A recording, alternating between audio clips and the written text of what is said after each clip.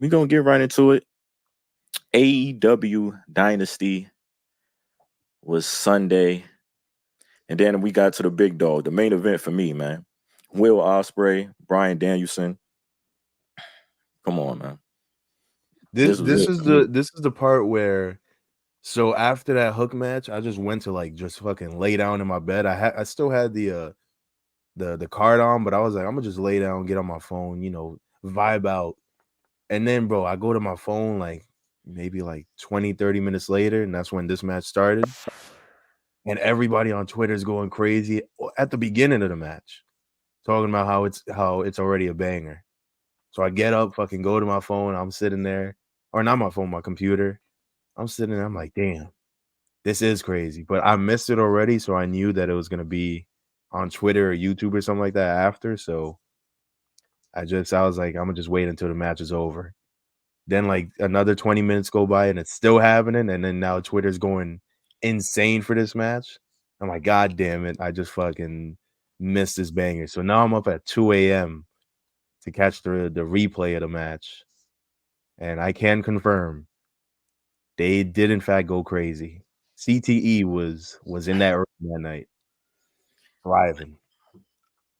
I I don't like it's rare where you have a dream match and they over deliver. Like, you know what I'm saying? It's just like, fam, this was even better than what niggas expected. You know what I'm saying? Niggas was just on point. Everything was clicking. You know what I'm saying? And obviously you expect a great match between the two, but fam, with all the expectations and everything, it's that shit is amazing. That shit was great. Um the ending with Brian and him getting hurt and everything. Um I I still I'm not sure if it is it confirmed that he's hurt. I haven't 'Cause, heard anything about an injury. And usually yeah, I get those notifications, not notifications, but I'll see like a tweet here and there. The only tweets I've seen out of AEW is that match was amazing. I haven't seen any injury updates or anything like that. yeah, because I'm like, because like I think it's a work because after he dropped him with the move, my man set up for the blade and Oh, like from you're talking about the top rope move where he like fell on his head type shit? nah, the image we got right here, yeah, the Tiger Driver 91, and that's why I think it's a work because he said in the after that he's retiring the move, and I think it's a work. I think it's a work. Jesus. It's a story in that to Yeah. where like he don't want to bring it out. He don't want to bring out the move, and once he do, it's gonna be something. Like it's something in that because if Brian was really hurt after that, the refs could have just stopped the. You know what I mean? Like fam, like Mhm. you could have stopped this nigga from hitting the blade after. Like Yeah. One thing I noticed about this match, I felt like it was Will Ospreay controlling the match, and Daniel Bryan was like absolutely perfect in going with the tempo and keeping up, because a lot of the shit that Will Ospreay was doing was like fast up tempo fucking moves where it's one thing into another thing into another, and all that Daniel Bryan had to do was just execute on the other end. And I'm mhm. sitting there and I'm like, the fact that Daniel Bryan is probably like almost 30 years into this shit and he's keeping up with somebody like a Will Ospreay who is moving at a million miles an hour and making like a match like that work, I think that speaks to like the greatness that is Daniel Bryan, where we gotta, start talking about DB and in those, top tens, maybe even a top five all time. The For way he's sure. moving. You tripping. Nigga said top five. Top 10, maybe. Top five. Listen, at some point we're gonna have to stop saying that it's fucking who's your top five if you had to think about it. Top five as far as like work, like technical wrestlers, Yeah, probably. technical yeah, if you want to put in a category like that, it would be like Bret Hart, Shawn Michaels, Kurt Angle. Kurt Angle. Even though, and it's crazy that like Kurt Angle's run wasn't even that long, and he's still considered in that category. But who else will be it? Shawn Michaels, Bret Hart, Kurt Angle, Jericho. Chris Jericho for sure. Does Sean count as a technical wrestler? I don't think so. What would you consider him? When I think technical, I think of like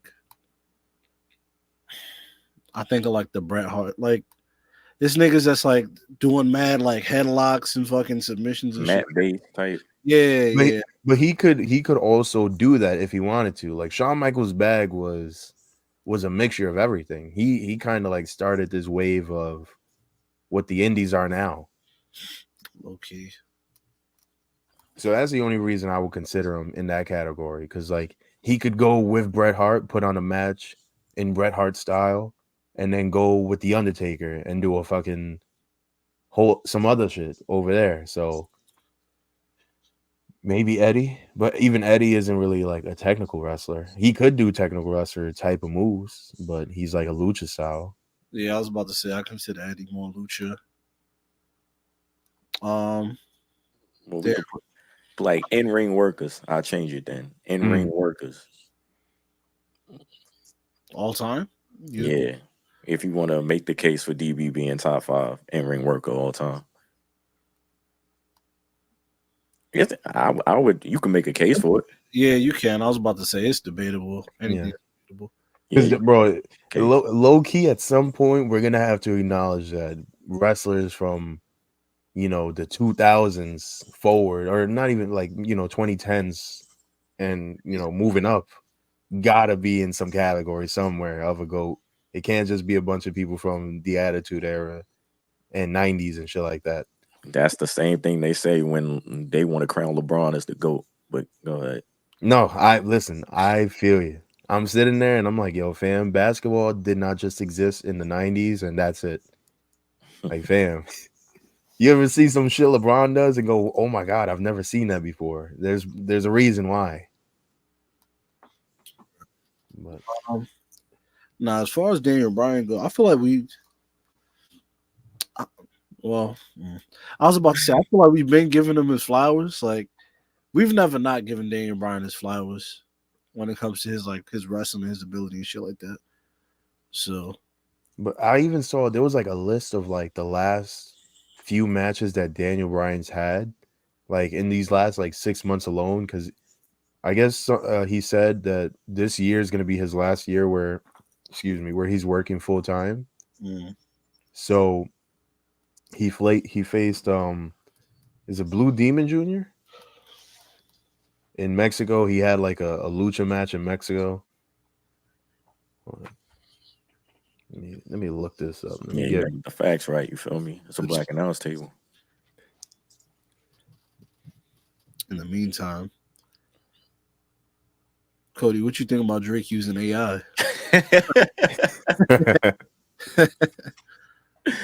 Yeah, Nah, I ain't gonna like. Now we definitely give Brian his props. Like I still to this day, he's one of the best wrestlers in the world. Like hands down.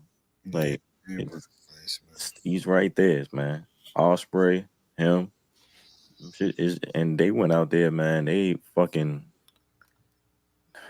exceeded all expectations with this shit, boy. I didn't watch the match. I seen people saying it was the best like US based match ever.